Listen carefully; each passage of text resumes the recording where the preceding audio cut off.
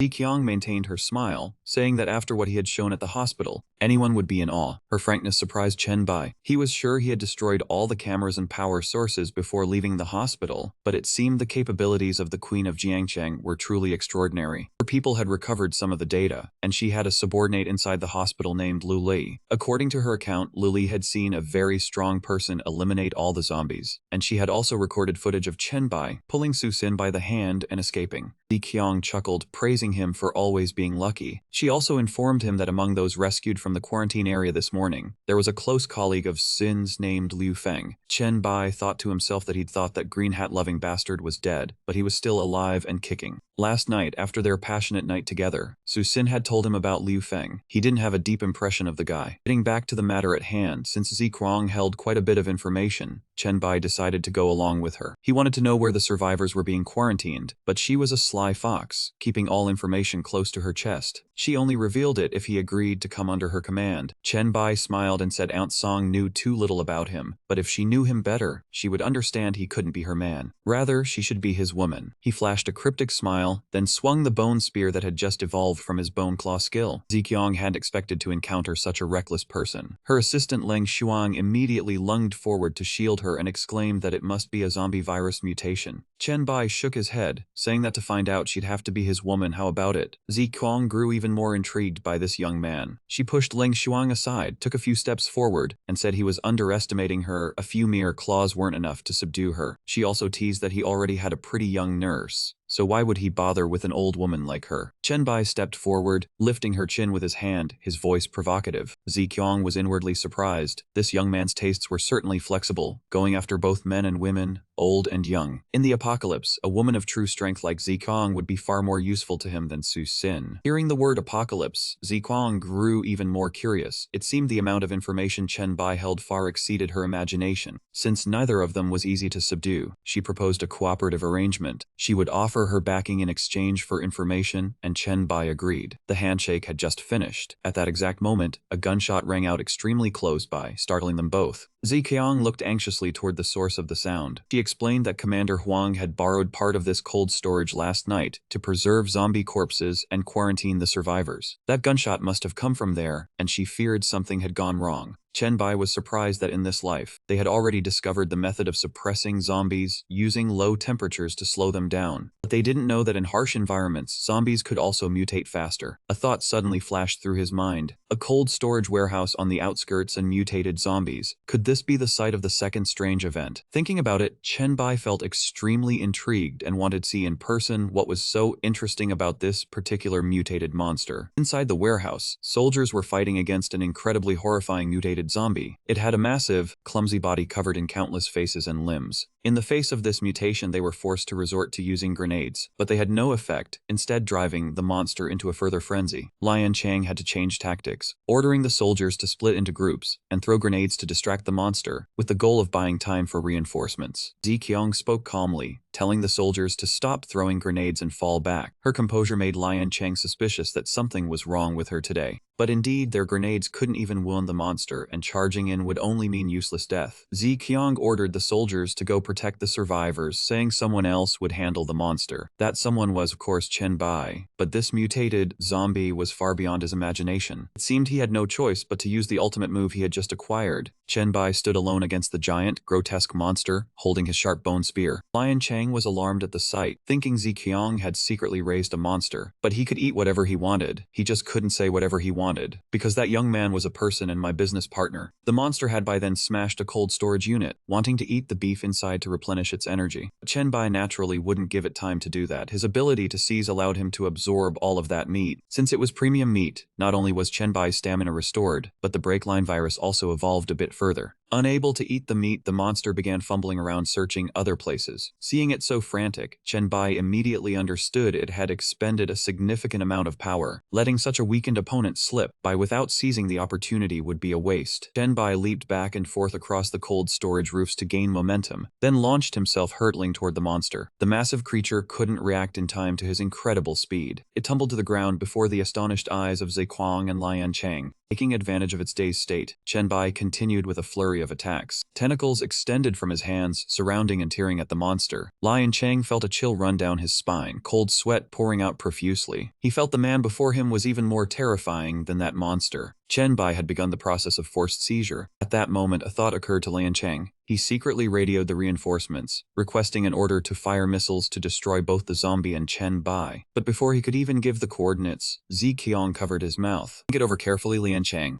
Right now, that young man is helping us and saving you too. Don't do anything stupid to avoid everyone ending up in an unpleasant situation. 10 minutes later, the reinforcements arrived. They all surrounded Chen Bai, weapons at the ready. Lian Chang ordered everyone into a state of combat readiness. But he also kept his promise to Ziqiang. if Chen Bai didn't harm anyone, he wouldn't give the order to attack. Chen Bai was unaware of this at the time, as he was deeply immersed in the process of absorption and evolution. Having obtained a new zombie virus variant for the first time, his virus points were increased by 500. Chen Bai also unlocked a new talent ability, virus transmission. In the early stages after absorbing the new virus, all of the break-line virus's abilities were noticeably improved. Chen Bai tested a few punches, and indeed, the evolution was considerable. He could feel an incredibly powerful force flowing through his body. It was a pity there was nothing to test it on right now. In addition to the massive amount of virus absorbed, Chen Bai also gained another piece of loot. It was the Rosen core, something like the heart of that zombie. This item was an extremely rare material that could be used to craft equipment. If one could find a way to control it, it could even be used to establish a wall of infinite growth. Chen Bai examined it for a moment before pocketing it. Zikuang then walked over to introduce someone to him. It was Luli, a well-known beauty in Jiangcheng with significant influence online. She was also the one who secretly recorded the video in the hospital. Just now, when I took down that zombie, did you record it?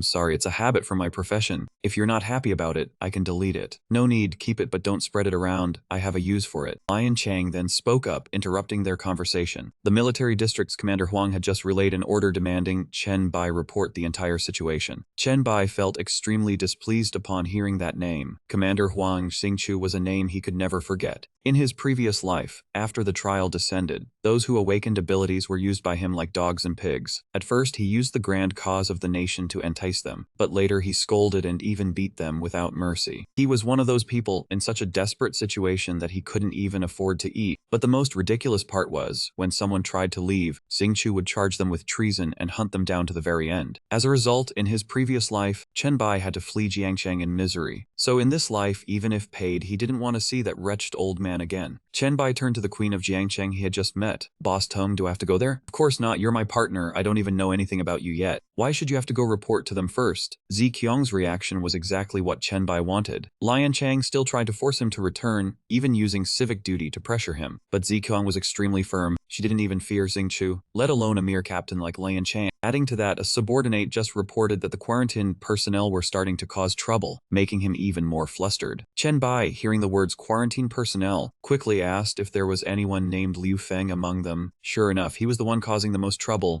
Chen Bai then requested Lian Chang to let him meet that person alone. He naturally didn't want to comply, but out of respect for Boss Tong, he had to do it. A moment later, Liu Feng swaggered in. The captain summoned me. Did my father call you? My father is the vice director of Jiangcheng First Hospital, Liu Huainong. Liu Feng was still feeling smug when he felt someone place a hand on his shoulder. It was Chen Bai, secretly transmitting the zombie virus into him. Liu Feng had no idea who the person in front of him was. Chen Bai leaned close to his ear and spoke very softly. Last night, Su Xin told me in bed that, because you pushed her into the zombie horde, she now really wants you to go meet your maker. Liu Feng was just wondering why Su Xin was still alive. Chen Bai didn't bother explaining to him. He suddenly backed away a few steps, put on a panicked expression, and announced loudly, "Everyone step back, he's about to turn into a zombie." A series of question marks appeared above Liu Feng's head. What the hell are you talking about? You're the one who's turning into a zombie. Liu Feng felt this young man was provoking him. Plus, the fact that he could never win Su Xin over while Chen Bai easily got her made him even angrier. Liu Feng lunged at him and indeed very quickly turned into a zombie.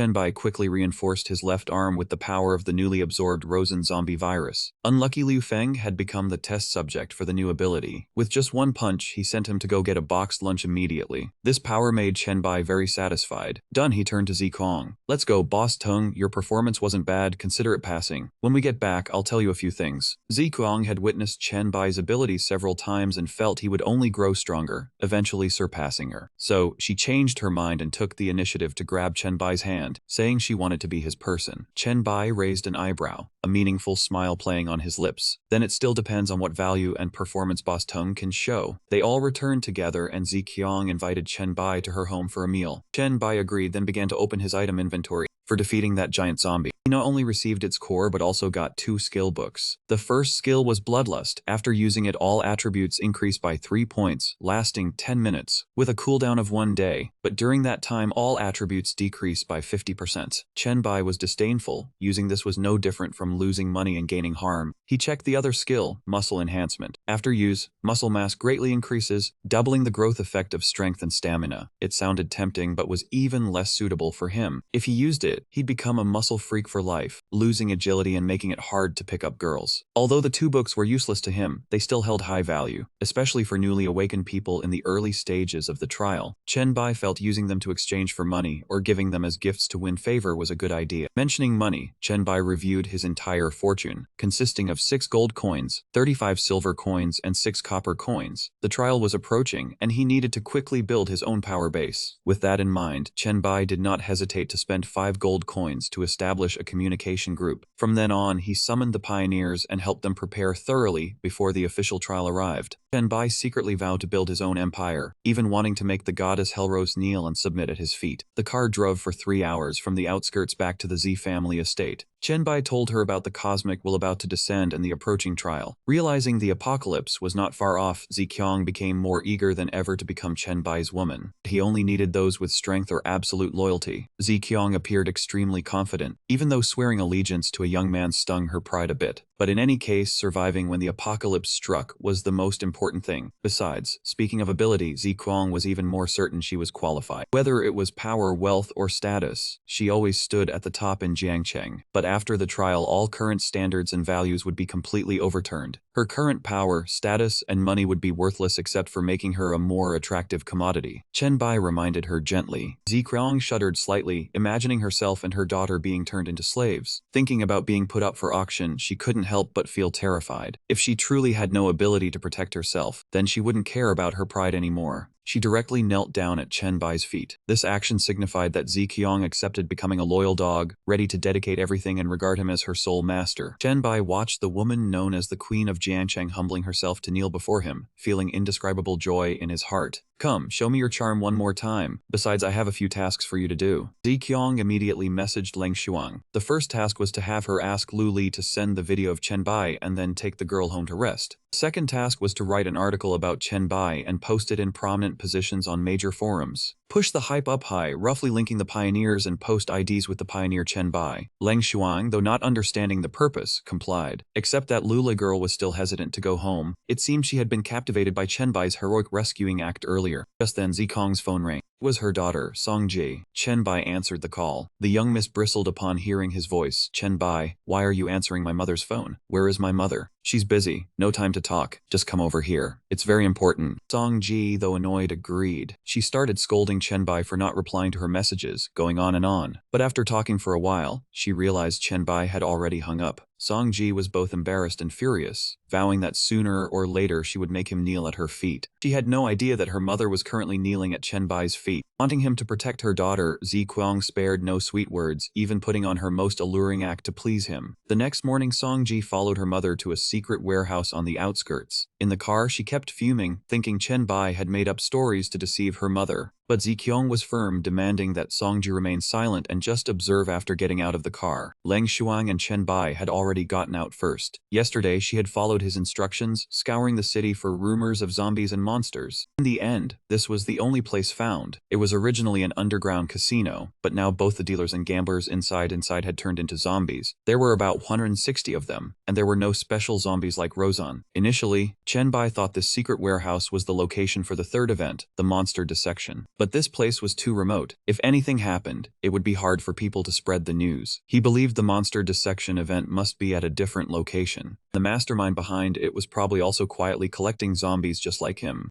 Even the military only dared to capture a few for research. So who on earth had the audacity to gather all these monsters and zombies? Was it a curious warrior or an early awakener who knew everything in advance like him? Either way, it made Chen Bai look forward to it immensely. Chen Bai loosened his joints for a bit before asking for the door to be opened. As soon as the door opened, the zombies trapped inside for a long time rushed out like a flood. He faced the entire horde alone without tiring. Songji witnessed this sight for the first time and couldn't help but feel nauseous. Additionally, Chen Bai had brought his little lover, Su Xin, along this time. The strange thing was that after a day had passed and she had bathed, she was still wearing the same tattered nurse's uniform from the day before. Anyway, back to the main issue. Chen Bai struck repeatedly, and the zombies he took down piled up into a mountain. As a result, he received a new title, the Zombie Hunter. Equipping this title granted all attributes plus 5 points, and increased his zombie killing ability by 5%. Moreover, the virus points he collected could be exchanged for the zombie antivirus serum formula. This was a good item. After all, not everyone could be immune to the virus and possess an ultra-strong physique like Chen Bai. Thinking Doing so, he used 300 virus points to exchange for the serum formula. A few zombies remained, and Chen Bai already had plans for them. That was also the reason he brought his entire harem today. He wanted to train these people in dealing with zombies. Otherwise, when the apocalypse truly arrived, even with clones, Chen Bai wouldn't have enough strength to protect all his beauties. Show me what you've got, one each. Who's first? Chen Bai released a zombie. Leng Shuang was the first to try. After all, she was Zi Qiang's close bodyguard. Her strength was not to be underestimated. Both her speed and power far surpassed the other women in the group. The released zombie was killed by Leng Shuang in a single blow, its neck broken. Chen Bai was very satisfied. With such speed and precision, Leng Shuang was certainly not useless. Next was Zi Qiang. As her strength wasn't up to Leng Shuang's, she had to wield a baseball bat. Although she still managed to kill the zombie, Chen Bai only rated her as slightly above average, as she had to strike it 10 times to finish it off. Third was Su Xin, whose strength was far weaker than Zi Qiang's. She had to struggle for a while, finally using her weight to pin the zombie down and end it. Chen Bai wasn't very pleased, barely passing her. The only one left was Song Ji, but she, being a delicate flower, was gentle and weak. By now she was too terrified to even stand steadily. Even with a baseball bat in her hand, she couldn't muster the strength to lift it. Chen Bai was utterly disappointed and called Zi Qiang aside to a corner. Song Ji's physique was far too fragile. He didn't have the time to slowly train her up. Chen Bai gave Zi Qiang the formula for the zombie virus serum. Though complex, with the resources available, she could completely synthesize it. This thing could both save Song Ji and serve as a goldmine in these chaotic times.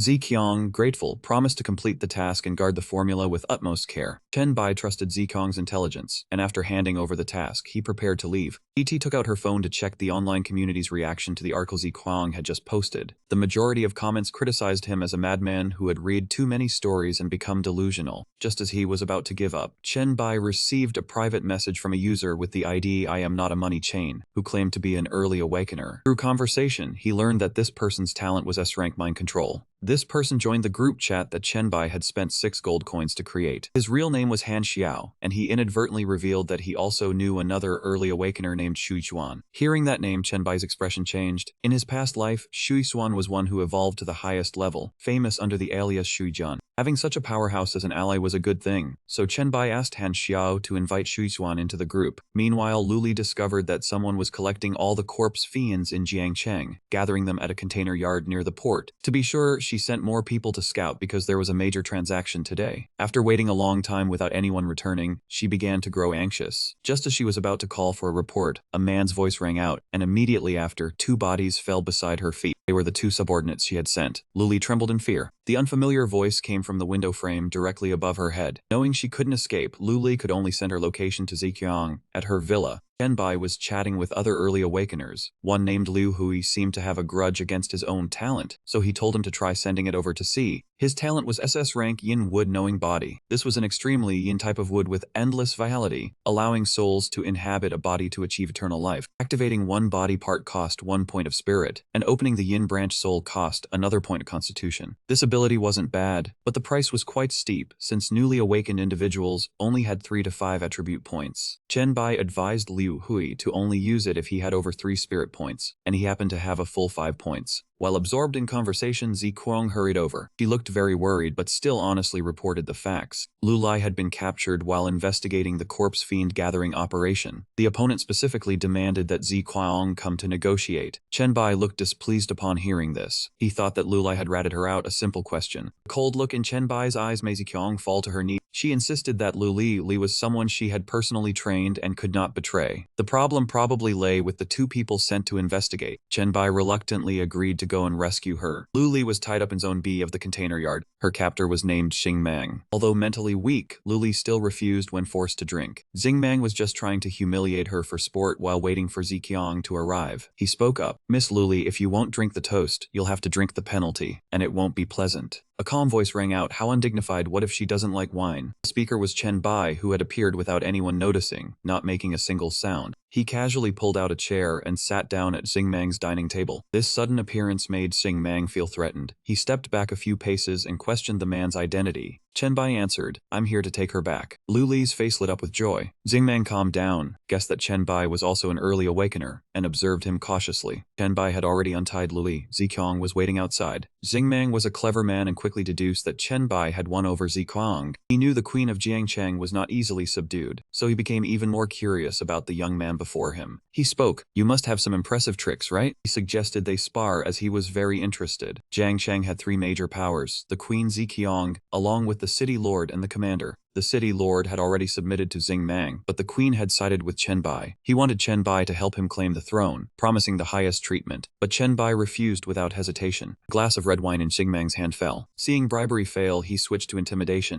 Boasted about his S-rank talent, the highest level. Chen Bai observed carefully, knowing he collected corpse fiends and was crafting them from living people. With such great ambition, this man's power would only bring harm. Chen Bai replied, "My talent is SSS rank, you are not worthy of my allegiance." Seeing his persuasion fail, Xing Mang resorted to force, activating his talent, Murderous Advance. This ability allowed him to transfer an attribute from a target to himself, enabling endless growth. Chen Bai knew this was a troublesome pure combat opponent. Xing Mang lunged at Chen Bai, saying he hoped this fight would boost his attributes. Chen Bai remained unfazed, drawing his weapon to meet the challenge. Seeing this only excited Xing Mang further, and he activated his slaughter skill. Xing Mang was hiding more abilities, and Chen Bai quickly heightened his alertness. Unsure of the effects of that skill, all he could do was be more careful. When Xing Mang attacked again, Chen Bai reinforced his fists. Just like when he dealt with Liu Feng, he threw a crushing punch toward Xing Mang. The entire container yard was quickly reduced to ruin by the two of them. Xing Mang truly had a pure strength talent, and despite the prolonged fight, his strength showed no sign of weakening. On the contrary, Chen Bai seemed to be at a clear disadvantage in both strength and stamina. Overall, he was a notch below Xing Mang in every aspect. "Aren't you supposed to be an SSS rank talent? Stop hiding your tricks. Are you all out of moves?" Xing Mang kept provoking him. "I used my talent a long time ago, you just didn't notice." The moment he finished speaking, Chen Bai was punched by Xing Mang and sent flying into a container. The look in his opponent's eyes was full of contempt, thinking he was just putting on a front. "Let me tell you before absolute power, your little tricks mean nothing." Xing Mang didn't even finish his sentence when he suddenly spat out a mouthful of blood. A series of notifications appeared before his eyes. The virus concentration in his body had exceeded the tolerable threshold. All his stats, including strength, physique, agility, and spirit, were drastically reduced. He was also afflicted with a slew of negative statuses such as photophobia, hydrophobia, abnormal body temperature, slowed reactions, and rapid stamina drain. Xing Mang stood there stunned, not understanding what had just happened. It was then that Chen Bai slowly stood up from the wreckage. "Your constitution is pretty decent. It took this long for the virus to take effect. Being hit with so many ailments at once, how does it feel?" Only then did Xing Mang realize he had been tricked. He gritted his teeth and cursed Chen Bai as a despicable coward. But it was too late. Chen Bai calmly threw a strike that pierced straight through his opponent's chest. "Despicable? I told you from the start my ability is anything but ordinary. It's a pity you didn't believe me." Xing Mang's large frame was quickly enveloped by Chen Bai's tentacles. This was his first time absorbing an awakened individual, and Chen Bai felt extremely expectant. The result did not disappoint him. The Breaklight virus completed its initial awakening, its stats skyrocketing and becoming the foundation for the Sovereign virus talent. The Breaklight virus's devouring ability also evolved powerfully. Chen Bai could now choose to view a portion of the target's memories, and there was even a low probability of acquiring a skill the opponent had mastered. Chen Bai tried opening his attribute panel. The result startled him. Every stat had increased by 20 points, and the virus attributes were also directly added to his physical foundation. This was indeed a significant achievement. He bent down to pick up Xing Mang's claws. These were definitely good items. It seemed Xing Mang had taken down quite a few mutated monsters. Otherwise, how could he have gotten attributes and equipment so far superior to his own? Besides the zombie claws and biological hazard, a C-rank crafting blueprint also dropped from the opponent's body. Chen Bai was even more satisfied with this victory. Since the day he returned to the past, his talent had shot straight up from E rank to SS rank. This was something he wouldn't have even dared to dream of in his previous life. Thanks to predicting the 3 strange events before the trial, he had reaped a considerable harvest, especially by recruiting Ziqiang, the future city lord of Jiangcheng. Seeing him return, Ziqiang obediently opened the car door for him. This feeling was indeed not bad. Chen Bai secretly calculated that with his current strength, searching for monsters before the trial was no longer necessary. In the final days before the universal will descended, he needed to focus on organizing and preparing for life after the apocalypse. That evening, as Chen Bai was intently observing the whole of Jiangcheng through the window, Ziqiang's group came looking for him. They had completed all the tasks assigned to them. Lu Li reported first. She had researched and selected an ideal area, centering on the mountaintop villa. After the apocalypse came, they could quickly clear and control the entire region. Su Xin was in charge of purchasing supplies, and the detailed list had been sent to Chen Bai. This group of beauties was not just a bunch of movable vases. They were very efficient. Chen Bai was extremely satisfied. He glanced at his watch. There were only a little over 10 minutes left until the universal will descended. He sent a message in the group chat for the Trailblazers. "Do not be complacent just because you have a slight advantage. Maintain absolute absolute calm, for the dangers within the trial are unpredictable. I do not want anyone in the group to disappear in 10 minutes. The members of the group were now completely united. They regarded Chen Bai as their sole sovereign. They were of all backgrounds and ages. Facing the imminent trial, some were eager with anticipation. Others were tense and anxious. Only about 3 minutes remained. Chen Bai called his group over to the window to take one last look at Jiangcheng. More precisely, to take one last look at this piece before everything turned into the past. The clock was counting down the final seconds. Dongji was so scared his whole body was trembling. The others were also waiting tensely. 3, 2, 1. On June 15th of that year, at exactly midnight, the universal will descended and the trial officially began. The entire thriving night scene of Jiangcheng instantly plunged into chaos. The sky turned blood red and monsters appeared in droves. They ceaselessly tore apart and slaughtered humanity. To survive, humans had to awaken their abilities. They used their talents to fight and accumulated experience points to level up. Other races appearing in the trial also joined this life or death struggle. In places where the trials occurred, countless secret realms and spatial rifts appeared in the sky. These could be fatal dangers, or they could be opportunities to unlock unparalleled power. Chen Bai stood silently watching the chaotic scene, a myriad of thoughts intertwining in his mind. Just then, the system notified him that the hourglass had completed its bonding and was beginning to connect. Chen Bai hastily shooed Ziqiang's group outside. After all, the matter of his rebirth thanks to this hourglass should still be kept a secret. When he turned back, Chen Bai saw the women standing as still as statues. Even a plane falling in the night sky was suspended motionless. Exactly, time was being frozen. The hourglass on Chen Bai's chest suddenly emitted strange streams of light. It hovered in mid-air for a moment. Then the system notified him that the connection process was complete. A holographic window appeared with a vast amount of information. This hourglass was a soul-bound object with many functions yet to be unlocked. Its most special ability was rewinding time. The user could go back to any point in the past and erase all events that had occurred. The cooldown for this skill was as long as 72 years, 10 months, and 7 days. That was why Chen Bai had the chance to be reborn. Before being pushed into the endless darkness by Hellrose, he had desperately yearned to start over. Additionally, the hourglass had 2 other states. One was the preservation state, used to mark current physical, mental, and skill attributes with no cooldown. The other was a state for reading saved data, which did not affect items and memories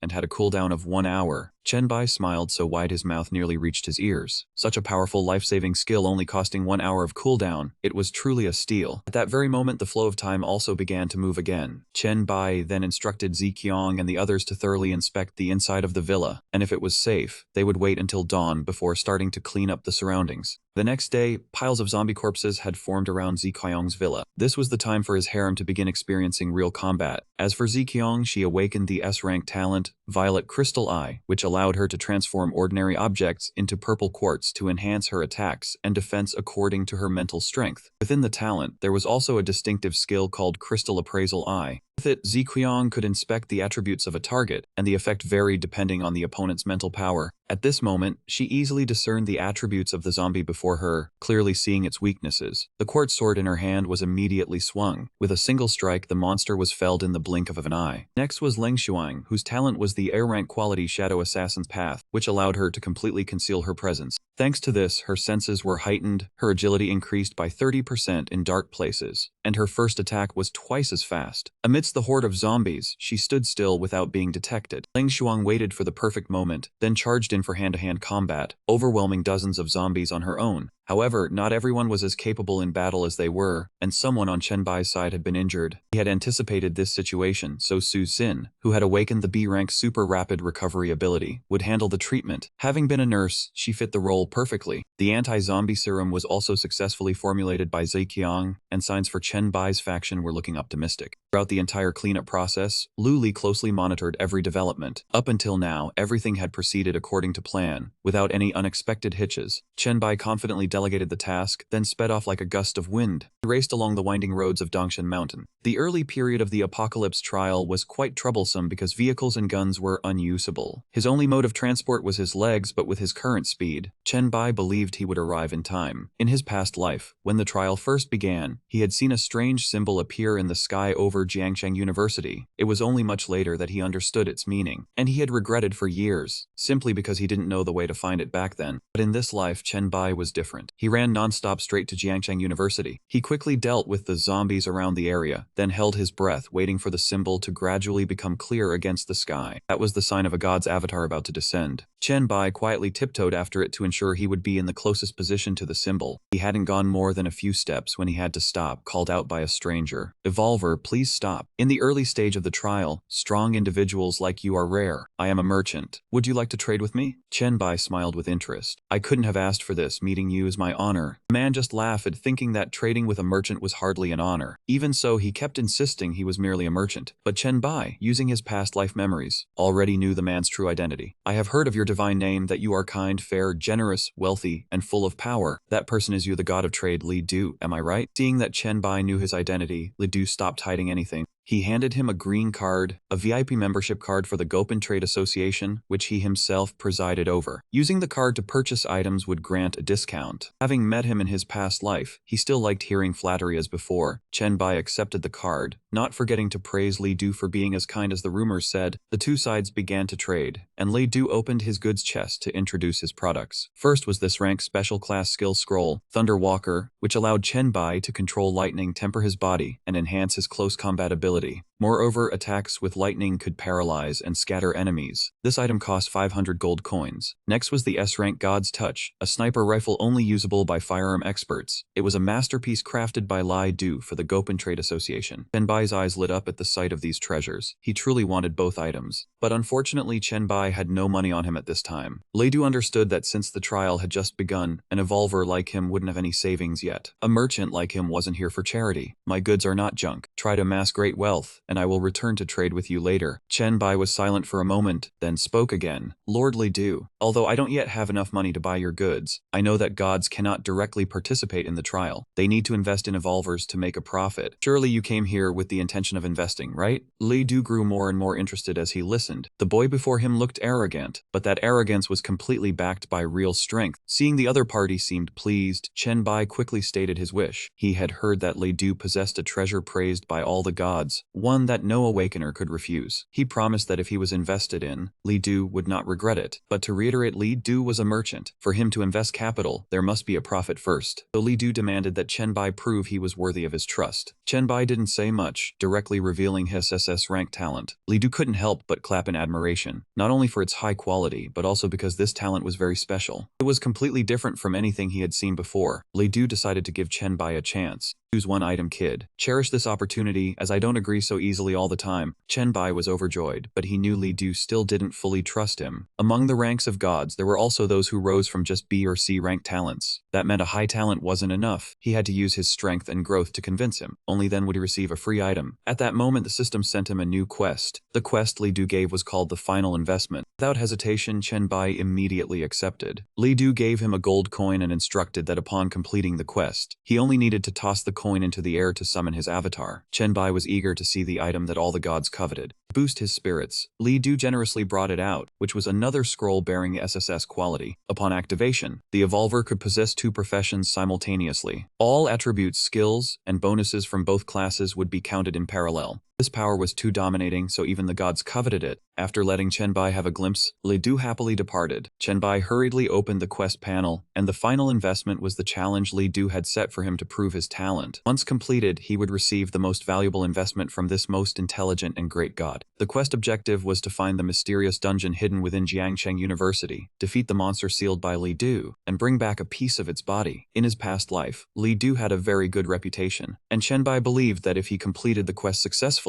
he wouldn't be treated badly. What he didn't expect was that Jiangcheng University hid a dungeon at this time. In his past life, he had never heard anyone mention it. Perhaps it was hidden as much as possible. Chen Bai immediately began his search. The first destination was the gymnasium, and by a stroke of luck, the moment he stepped inside, Chen Bai immediately spotted two foreigners who were arrogantly bullying others. They were using their awakened abilities to oppress the weaker students around them. Witnessing this injustice, Chen Bai could not simply stand by and do nothing. The leader initially sneered, thinking he was just a scrawny guy with nothing to fear. But in the blink of an eye, he was sent flying by Chen Bai without mercy. The students watching were terrified by his immense strength, but Chen Bai held no malice toward them. He calmly dealt with the thugs, then kept a gentle expression and asked the crowd if anyone was a medical student, for he needed to find something and hoped to receive help from someone familiar with that field. The students began to push the responsibility onto one another, some saying they were studying construction, others hurriedly claiming they studied foreign languages. In the end, they all pointed at the rather scantily clad foreign girl lying there. She was extremely frightened when called out by Chen Bai, stuttering to plead her innocence, that she had not participated in the beating. Even though she was a blonde white woman, she had never laid a hand on anyone. Her face was full of fear and her local dialect was not spoken fluently. Seeing the girl stutter through her explanation, the students around could not help but laugh. At that moment, another female student stepped forward to vouch for her, confirming that she truly had not been involved, and only those two had started the trouble. Chen Bai nodded as if he understood, then let the students go, keeping only the foreign girl behind. He even thoughtfully gave them directions to the Jiangcheng East Mountain Villa area, telling them to say that Chen Bai had sent them, and they would be taken care of properly. Yet the students hesitated, for the East Mountain Villa was quite far from the school, and there were still many zombies lurking outside. Chen Bai reassured them that he had already cleared out most of the zombies on the way, so they could go without worry. If they were lucky enough to survive, they would have a chance to become evolvers, but their faces still showed hesitation. Chen Bai coldly warned that if they did not dare to try now, they would only be waiting for death together when the zombies mutated on a large scale. One girl in the group seemed to have thought it through thoroughly. She thanked Chen Bai and resolutely led her friends away. Now only he and the foreign girl remained. She initially thought Chen Bai, like other boys, was captivated by her exotic beauty. She even thought he had used force just to make her obey. But Chen Bai bluntly stated that he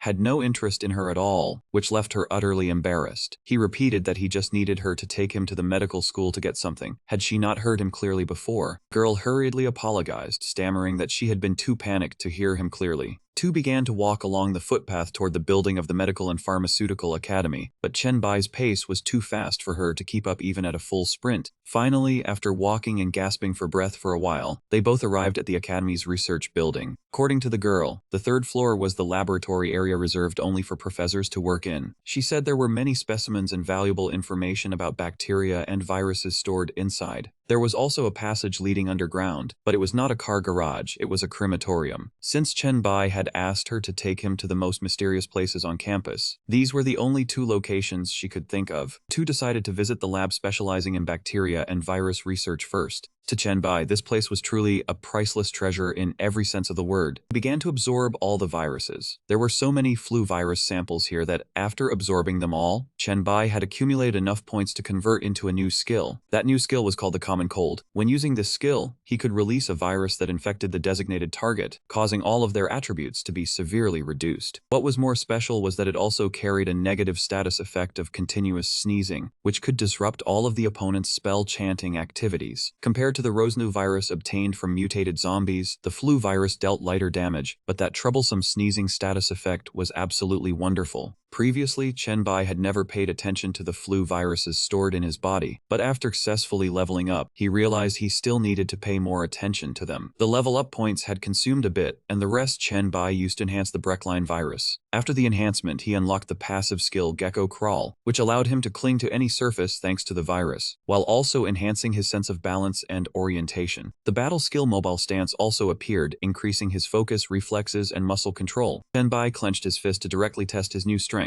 The result was that the sturdy wall in front of him immediately crumbled under his punch. Foreign girl witnessing this was so frightened she dared not breathe loudly, but then her mind drifted into some odd thoughts. She suddenly blushed, thinking that if Chen Bai was that strong, then that certain something would surely not be bad either, truly a mind full of strange things. Chen Bai completely ignored the girl's fanciful thoughts, as he was focused on the important task ahead. The two left the third-floor laboratory and followed a pitch-dark passage down to the basement morgue. There was not a single light down there, and after groping around for a while, Chen Bai suddenly sensed an incredibly strange aura. He slowly advanced toward a room with an old iron door. As soon as he pushed the door open and stepped inside, he knew his earlier feeling had been completely correct. Before his eyes was another door emitting a blazing red light, and this was the entrance to the hidden dungeon concealed within Jiangcheng University. Chen Bai reached out and touched the bizarre door, confirming his desire to enter the special dungeon. The assigned task was to clear out the entire morgue within 2 days. If it was not completed, the dungeon would disappear forever. In front of Chen Bai suddenly appeared countless hospital beds, covered with pristine white sheets. One glance was enough to know that what was hidden hidden underneath was nothing good. He quickly drew out his bone spear set, ready to enter a combat state, his gaze icy sharp. "Come on!" As soon as the words left his mouth, from beneath the white sheets, countless zombies howled and rushed out. It seemed this seemingly quiet crematorium would become a fierce battlefield today. Zombies appeared in all sorts of shapes, some with terrifying speed and extreme ferocity. Some had many limbs clinging to the ceiling like Spider-Man, and could even spew a frightening blast of power from their mouths. Chenbai finally understood why they did not appear all at once to attack. In truth, the abilities of the zombies in this morgue were completely, far beyond their counterparts outside, but to him they were still just pitiful obstacles that deserved death. With all the power he had accumulated before, Chenbai's 5 consecutive punches landed with devastating damage, and one blow took down that spider-like zombie. He received 1,000 experience points right away. Indeed, special dungeons offered great benefits. Leveling up here was definitely not a loss. The remaining zombies sensed the unstable situation and began to stir, lifting their heads one after another. Chenbai was not afraid, but instead felt excited. The more they charged at him, the more experience points he would gain. 400, then 1,000, and then several more additions of 1,000 experience points in succession. Before long, Chenbai leveled up, receiving 2 additional free attribute points. The zombies on the stretchers were also cleared by him, but he knew it wasn't over yet. His gaze shifted the cremation furnace door at the end of the room. "You've already sold all your salt, so why aren't you coming out yet, or should I give you a hand?" As soon as Chenbai finished speaking, that door burst open and his gaze gradually turned dark. What appeared inside the cremation furnace was a ugly, mushy pile of flesh. Compared to those zombies, it seemed much more sluggish and useless. But for some reason, Chenbai could sense danger and urgency from it. He wanted to take advantage of the moment before it could transform to finish it off quickly. So he immediately rushed toward that pile of flesh and released the evolved flu virus. He intended to use it to neutralize the opponent. Just as he unleashed the skill, Chenbai was also struck back by the opponent with a devastating blow. He let out a weary groan, ultimately failing to stop that pile of flesh from transforming into a biological monster with rippling 8-pack abs. After stepping out of the cremation furnace, the monster quickly charged straight at Chenbai. Its ferocity now far surpassed the ordinary zombies, and its strength was also far beyond theirs. Chenbai dodged the attack nimbly. He felt the hot blood throughout his body surging. Since his rebirth, nothing had forced him to go all out. This thing was just right to help him train his body. The two sides engaged in a grueling battle, and after an hour of fighting, Chenbai still hadn't taken down his opponent, because it had the ability to regenerate at incredible speed and constantly heal itself. Interesting, infinite regeneration. I want to see if you're truly immortal. It's time to use that cutting watch. Chenbai holding it, the opponent's recovery process slowed down considerably, and an hour later, it began to tremble and could no longer stand steadily. Another hour later, it collapsed to the floor. Finally, after one more hour, it had completely turned into a pile of shredded flesh. Chenbai had also run out of patience. He directly used his foot to stomp that mushy flesh into a pulp. Defeating the level 8 boss, this biological monster, earned Chenbai 10,000 experience points. It brought him straight up to level 5 and granted him 2 additional free attribute points. At the same time, Chenbai successfully cleared the trial, and this dungeon was also converted into a permanent dungeon, with a refresh time of 3 days. The entire process of Chenbai's successful dungeon clear was recorded, and the system suggested he upload this process as a paid dungeon strategy guide video. And of course, all the earnings would go into his pocket. Chenbai chose to remain anonymous and uploaded the video online. Shortly after, Ziqiang, who was at home receiving treatment from Su Xin, received a notification that the evolver named Chenbai had uploaded a guide video for clearing the evil level secret realm, Meng's Chilling Furnace. The price to watch this video was 1 copper coin, and the two of them immediately paid to watch it. At the same time, many other people were doing the same thing, and after watching it, their common reaction was one of admiration and wonder. The recovery ability of that monster was strong, much stronger than the video's owner, yet he could still defeat it in such a spectacular fashion. In the Pioneer group chat, messages praising Chenbai were flooding in. This made Chenbai, who was still inside the dungeon, feel a bit proud, and he had a reason for staying, not leaving the dungeon yet. That was to stay behind and devour the remaining things, exchanging them for evolution points specialized for the Red Guy virus. Specialized evolution points are different from talent evolution points. They are only used to evolve the abilities and skills of the Breakline virus. However, at this time, that wasn't a bad thing at all, because right after, the Blacklight virus successfully evolved, granting Chenbai an additional 300% increase in health recovery speed. Moreover, it also activated a passive ability, which was the level A cell regeneration skill obtained from that biological monster. This skill allows the user to use the fastest speed, while consuming a certain amount of stamina or excess energy to heal wounds, and can even heal severed limbs. Chen Bai was extremely happy, as the drop rate for passive skills was originally very low, and yet he could even get a level a passive skill. He was truly blessed by the heavens. The time and effort spent taking down this evil level boss, Meng, was definitely not wasted. But the benefits from that biological monster were not over yet. From its remains also dropped a bio-demon human class change a scroll of level A, and it was a unique item. This was an evil profession that specialized in absorbing other life forms to improve itself. It had the ability to stimulate its own cells to enhance strength and recovery capabilities. When using it, one had to be careful as excessive absorption could cause decomposition or genetic mutation. To use this class change scroll, Chen Bai had to reach level 10 and have a physique stat of 15. He pondered over the scroll for a long time. A unique level A profession sounded tempting, but the blacklight virus was already quite domineering. Whether to use this additional thing or not required careful consideration. Along with the scroll, a test tube containing level C essence also dropped, was a perfect gene essence that upon use would greatly enhance one's physique. Each awakened person could only use it once. This one had no harm at all, so Chen Bai didn't need to think long. He directly opened the cap and drank it all. After using it, his strength stat was permanently increased by 2 points, his physique by 6 points, and his agility by 3 points. Finally, there was a tattered piece of cloth. To be more precise, it was a large piece of human skin. The system introduced it as a special prop, even though it was only level D. It contained many genes with excellent defensive capabilities, and could reduce the problem of skin sagging. After equipping it, it also increased agility by 10 points, physique by 10 points, and defense by 10 points. Additionally, it had 2 special functions, which were body sculpting and dynamic skin. Wearing it for a long time could improve one's figure to become more beautiful, and it could also change skin color and the shape of body parts according to one's own ideas. Overall, it was very suitable for women's beauty needs. Chen Bai fell into thought he was a manly man. He didn't need a curvy chest and a slender waist. But the system's description of the dynamic skin ability was a bit ambiguous. He wasn't sure if it changed the figure or was just equipment. By the way, he also remembered that he had picked up some small, strange items from the zombies outside earlier, so he took them out to check them all again. Among them was a skill book that piqued his interest. It was a level D active skill called Cell Activation. It could enhance the activity and recovery ability of cells in a short period. The cooldown time was 10 hours, however. It would be ineffective for those who already possessed this skill. Chen Bai already had a similar skill, but after all, this was a decent life-saving skill, and he could use this skill book to trade for some resources in the Pioneer group chat. There was nothing left to scavenge in this dungeon. Chen Bai cut off a part of the biological monster's body, preparing to bring it back to hand over to Li Du. This way, his mission was complete. When Chen Bai was about to leave the dungeon, he suddenly hesitated. He felt something was off here. Li Du was not a wandering merchant who moved without purpose in this post-apocalyptic world. He must have a reason for coming here. Moreover, during their previous meeting before leaving, Li Du had said that Chen Bai was an unexpected gain that made him very happy. The things that Chen Bai had obtained were all very valuable, but they were only valuable to players and didn't necessarily require summoning the avatar of some god here. Now he truly suspected whether Li Du's purpose had anything to do with this dungeon. In other words, he still hadn't discovered his true purpose for this dungeon. Chen Bai stared at the cremation furnace. If there was any place in this dungeon he hadn't been to, it could only be inside this furnace. Chen Bai didn't think much and directly crawled inside. Inside, there was only an iron bed for placing corpses for cremation, the fire socket, surrounded by walls covered in oil smoke. At a glance, there was nothing special. Above was a large oil pipeline. Chen Bai, though not fond of cramped spaces, still decided to climb up and check, because he knew that if he was not clear on every nook and cranny, he would miss something important. No sooner said than done. Chen Bai took a running start and leaped high, shooting up onto that steep section of the pipeline. The length of this pipeline even surpassed the height of the room, but the surprising thing was that this pipeline led to a dead end. Chen Bai tried to climb to the top and only found a passage completely sealed off. Just as he was pondering, a face suddenly appeared right before his eyes. By natural reflex, Chen Bai immediately threw a punch straight at that face. After the punch, he realized this thing turned out to be a hidden prop, but all its attributes were displayed only as question marks. Chen Bai judged that this was very likely a fragment from the mechanical island. It could be an SS grade prop or something related to the divine realm. He picked up the mask and examined it for a while, already 90% sure in his heart that Li Du was after this very thing. He flashed a cunning smile, determined to find a way to keep it. After a while, Chen Bai walked out of the dungeon.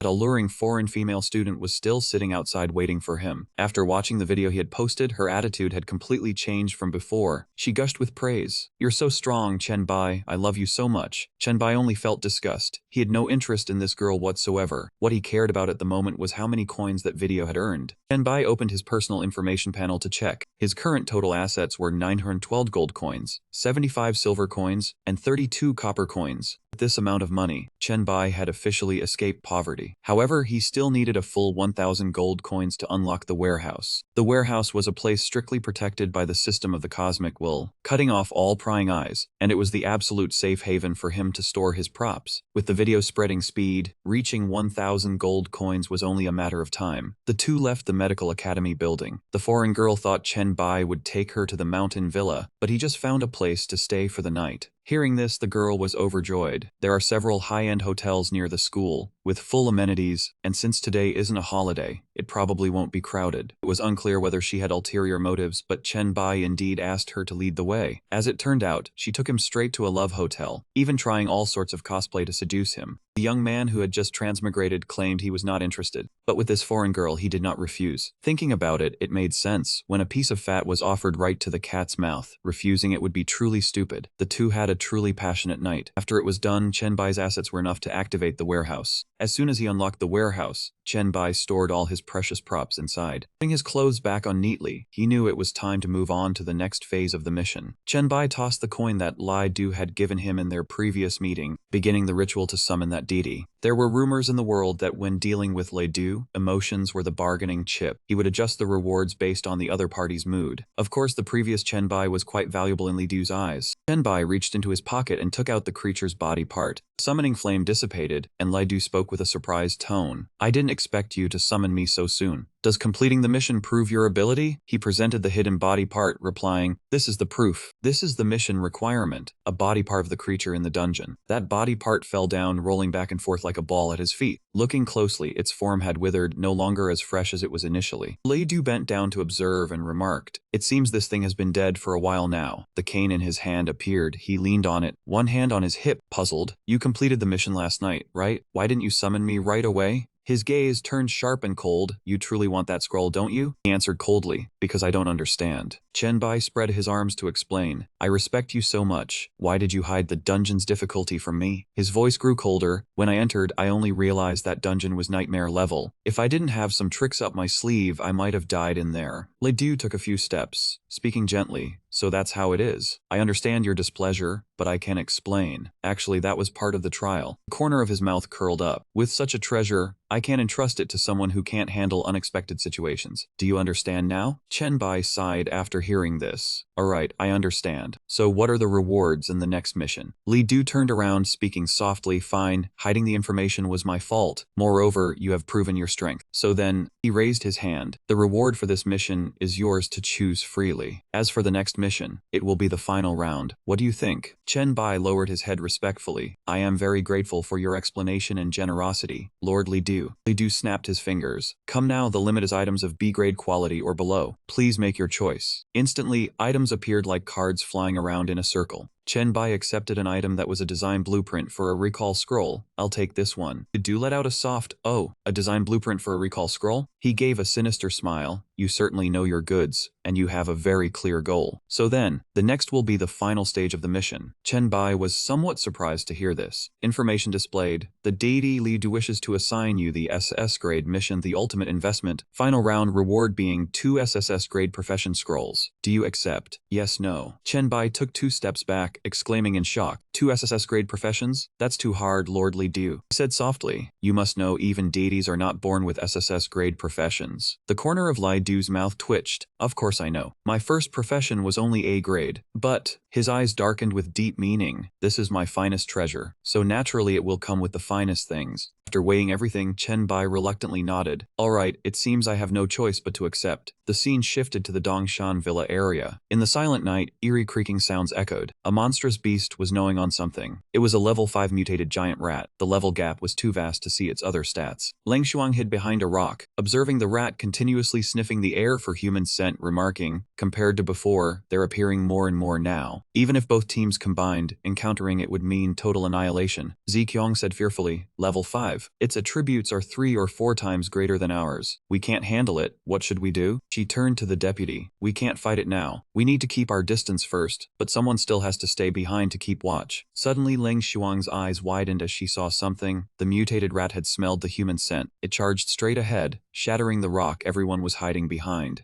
She quickly pulled Zikong and dashed away, shouting, "Scatter!" Everyone immediately dispersed. The power of the mutated rat was terrifying. It flung everything high into the air. Ling Shuang helped Zikong up, urging, "We must get out of here right now." Zikong condensed space, struggling to say, "No time anymore. Its speed is too fast." Suddenly, the mutated rat became extremely ferocious and charged towards the two. Just then, above its head, a spatial vortex suddenly appeared. Chen Bai descended from above, kicking straight into the rat's head, crushing it flat against the ground. Ziqiang couldn't help but joyfully call out, "Chen Bai." He stood on the head of that pitiful rat, chuckling softly. "Seems I haven't arrived too late after all." Chen Bai ordered Leng Shuang to call the cleanup crew and pay generous compensation to the families of the victims, while Ziqiang was to return and report the details of what had just happened. At the East Mountain Villa, everyone gathered in full force. He picked up the paper and read it, and during the inspection, he discovered many mutated rats over a meter long emerging from the east. Luli apologized remorsefully, as the sudden beast surge had destroyed 6 warehouses and caused over 100 casualties. Chen Bai nodded, reassuring everyone that no one was at fault. He told them to go rest, leaving him to clean up the rats and investigate their origin himself. Ziqiang was grateful but worried about leaving no one to care for him, so she requested to send one person along. He gladly agreed. Ziqiang turned to the main door and called out for Qin Lingyu to enter. The door slowly creaked open. A woman with an alluring figure stepped inside. Ziqiang introduced her as Qin Lingyu, rescued during the cleanup, a former lawyer. She was willing to help him establish the rules and pledged her loyalty to him. Chen Bai smiled softly and agreed. Everyone left, leaving only him and Qin Lingyu in the room. She spoke up timidly, ready to hear his orders. Chen Bai lifted her chin and teased that a lawyer's tongue must be quite sharp, wanting to put it to the test. She agreed immediately. A moment later, Qin Lingyu shyly thanked her master for the reward. Chen Bai leaned back in his chair, looking satisfied, praising her skills as not bad. He stood up, adjusted his clothes, and turned toward the door, softly calling for her to follow. Chen Bai reminded her to pay close attention to the rules of this place. She braced her hand against the door, her gaze inviting. He frowned and asked what she intended to do, and she admitted she hadn't heard clearly because her B-rank focus ability filtered out all surrounding information. Chen Bai looked out at the city night and said he had brought her here to observe the 3 areas of East Mountain. His gaze swept across each area in turn: the Villa District, the upscale residential area along the hillside, and the residential area at the mountain's base. He wanted her to set specific rules for each place. She didn't hesitate, accepted immediately, and asked if he had any other requirements. Chen Bai leaned on his hand and said he was quite curious about her ability. He smiled faintly, wanting to see what she was like when she focused her mind. Chen Bai asked how sensitive she could become. Qin Lingyu, as if hypnotized, nodded and braced her hand against the glass, saying she was ready. What happened next was easy to guess, as the atmosphere grew thick with a strange tension. By noon the next day, at the East Mountain Drain outlet, Chen Bai said he had found this place through the blueprints and the trail of the mutated rats. Inside was their nest. He looked at the flowing water and said he wanted to use this place to train trusted people, those who could protect everyone while he was away. He had already selected several people to come here to level up. Everyone knelt down in unison, shouting loudly that they were ready. He waved his hand and laughed, saying it sounded too strange for men to call him master, so they could just call him Chen Bai. Everyone answered with enthusiasm. Chen Bai stepped down into the cold water below. He moved forward and placed his hand on the iron grate blocking the drain's mouth. He yanked hard, tearing the iron grate loose, and began the mission. The system announced a special mission about those dwelling beneath the drain. Chen Bai was surprised and asked if everyone had received it. Ziquan confirmed that they all had the notification. The mission required eliminating all mutated rats and the Rat King while also investigating their origin. The reward would be determined upon completion. One person behind him also confirmed receiving the same mission. A few minutes later, the group advanced inside. Zi Kuang observed and remarked that it was too dark here, lucky they had brought torches. Chen Bai also noted that the place was cleaner than expected. Suddenly, a hissing sound echoed from around the bend. He raised his hand to signal everyone to stay alert. Immediately, the mutated rats burst out like a swarm from a broken nest. Chen Bai clenched his fist, ready for battle, noting that the numbers were far from few. Everyone charged forward in unison to attack. The rats were almost instantly wiped out by his group. He shouted loudly, telling anyone who saw an unfinished one to finish it off. One person reported picking up a piece of equipment dropped by a rat. Ziqiang observed that the cleanup speed was very fast, having already passed 16 pipe sections and nearing the headwater area. One person pointed in terror, other giant rat appeared ahead. Ziqiang smiled softly, confidently volunteering to try. Chen Bai reminded her not to forget to use her recon skill first. She nodded, her gaze focused, and used glass-shattering perception. Ziqiang froze, realizing in alarm that this was no ordinary rat but a massive boss. The rat lunged forward at lightning speed. Ziqiang shouted, not having time to see the specific stats, but the strength was nearly 39, the speed over 40. Chen Bai rushed forward, shouting for her to be careful, but then halted, letting out a soft gasp. Bai quickly landed a direct slash on the rat. Item information appeared. Equipment of the Plague Herald, bringing disease and death wherever they tread. He smiled softly. Equipment dropped from a boss, and with a set bonus at that. He looked at the boots he just picked up, noting the grade was a bit low, but if the full set was collected, the effect would increase greatly. Chen Bai looked up. The Plague Rat King had been eliminated. The mission only had the origin investigation step left. Ziqiang glanced around warily, having passed 5 pipe sections without seeing a single rat. He raised his hand to signal everyone to stop. The system continuously issued urgent warnings. Chen Bai noticed the virus absorption count rising abnormally, with types that had never existed on Earth before, some even capable of harming evolved humans. His gaze fixed ahead. The source of the mutation was surely very close. Chen Bai turned back and told Ziqiang and the others to return immediately, not to advance any further. She nodded in obedience. He stepped deeper inside, and with each step, the virus points surged dizzyingly. Chen Bai wondered how high the score would reach once he found the source. Finally, he found the origin point. A grotesque shape appeared before him, leaving him stunned. This place was truly his paradise. Around the corpse emanated a thick, suffocating killing intent. Chen Bai observed this was the body, the source of the plague outbreak. He moved closer, assessing it based on the virus concentration radiating from it. He saw the corpse's arm tightly clutching a scroll, confirming that the cause originated from this object. Chen Bai pulled the scroll from the corpse's hand. He opened it, but it wasn't a tool, nor did it have instructions. Inside recorded the prophecy of the great ritual master. They sacrificed their lives, their spirits would remain with the god, and the god's mark would be left through trials. The plague cult, he had never heard of it. Chen Bai rolled the scroll back up and decided to absorb all the virus here to skyrocket his strength. Suddenly Chen Bai's arm transformed, root-like tendrils sprouting out, startling him and leaving him confused about what was happening. His entire body emitted a dark aura enveloping the space. The system announced the completion of the special mission, granting 2,000 experience points and the item Flesh and Blood Wall. He spread his palm to observe the mark that appeared. The plague mark is proof of being a core member of the plague cult, capable of causing various diseases within its area of influence to mutate.